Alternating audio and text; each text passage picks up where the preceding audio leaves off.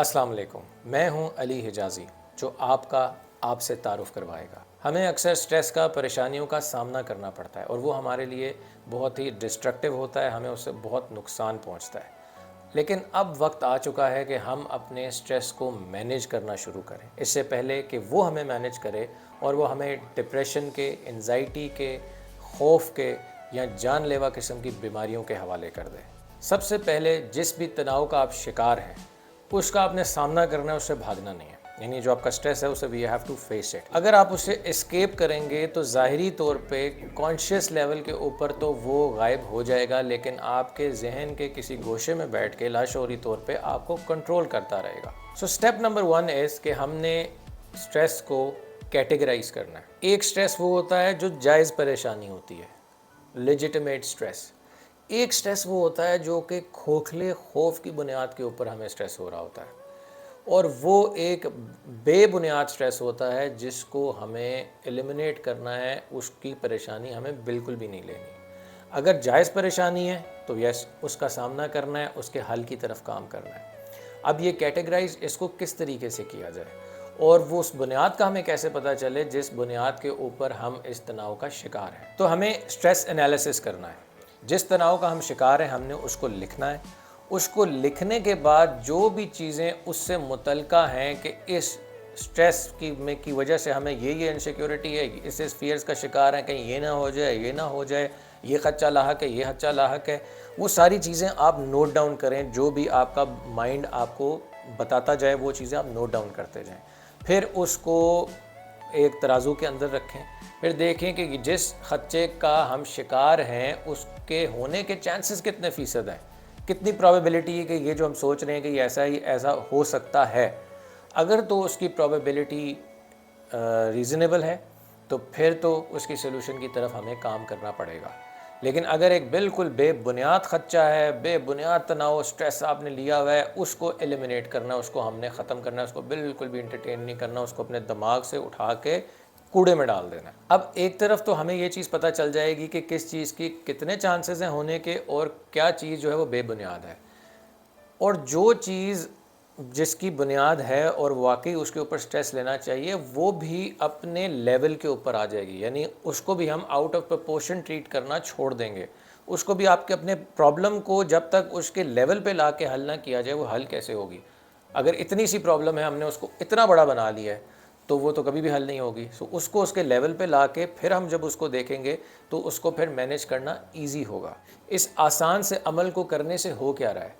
آپ اپنے سٹریس کا سامنا کریں گے، جو مسئلہ آپ کو ستا رہا ہے، جس تناؤ کا آپ شکار ہیں، آپ اس کو مینیج کر رہے ہیں، ایک رویہ آپ کا ڈیولپ ہو رہا ہے جس سے آپ آئندہ بھی زندگی کے اندر کبھی آپ کو سٹریس ہوتا ہے تو آپ کا آٹومیٹکلی ایک ایٹیٹیوڈ پیدا ہوتا جائے گا۔ اب سٹریس آئے گا تو آپ کا ایک رویہ بنا ہوگا جس کی بنیاد کے اوپر آپ پھر اس کو سیٹل کر سکتے ہیں، فیس کر سکتے ہیں۔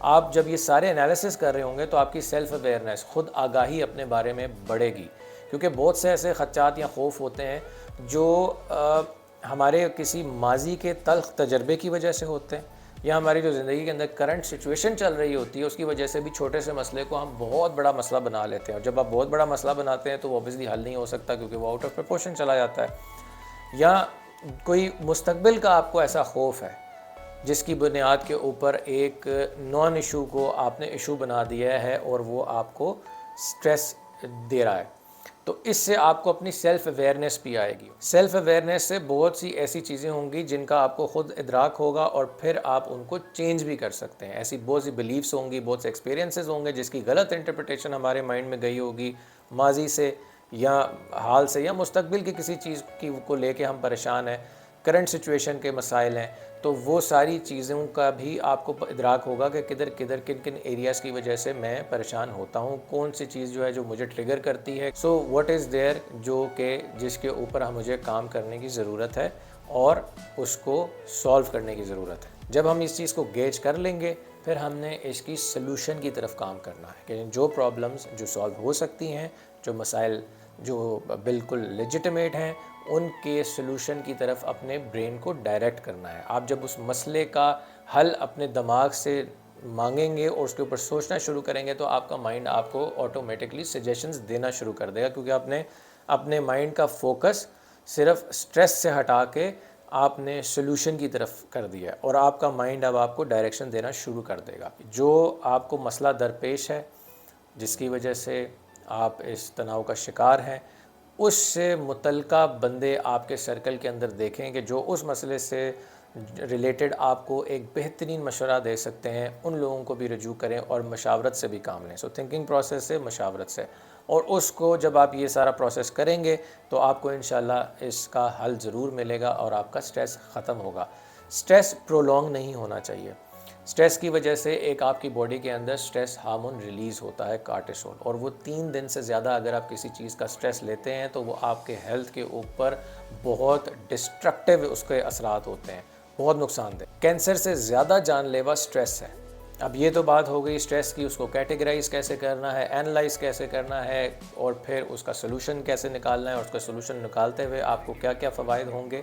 لیکن کچھ مسائل ہماری زندگی میں ایسے ہوتے ہیں جس کی وجہ سے ہم سٹریس لے رہے ہوتے ہیں، جن مسائل کا کوئی حل نہیں ہوتا، جس کے بارے میں آپ کچھ بھی نہیں کر سکتے، اس کو چینج نہیں کیا جا سکتا. ایسے مسائل کے لیے آپ نے کرنا یہ ہے کہ آپ نے اس چیز کو ایکسیپٹ کر لینا ہے اور صبر، پیشنس کے ساتھ کام لینا ہے. کیونکہ جو ایشوز سولو نہیں ہو سکتے اور اس کی وجہ سے آپ ایک مسلسل سٹریس کا شکار ہیں، تو بہتر یہ ہے کہ آپ اس کو ایکسیپٹ کر لیں کہ یار یہ چیز نہیں چینج ہو سکتی، یہ نہیں بدلی جا سکتی، یہ اب ہو چکا ہے، یہ ایسے ہی رہے گا، اور اس کے اوپر پھر صبر کریں. جب آپ ایکسیپٹ بھی کر لیں گے تو آپ کا مسئلہ کافی حد تک حل ہو جائے گا.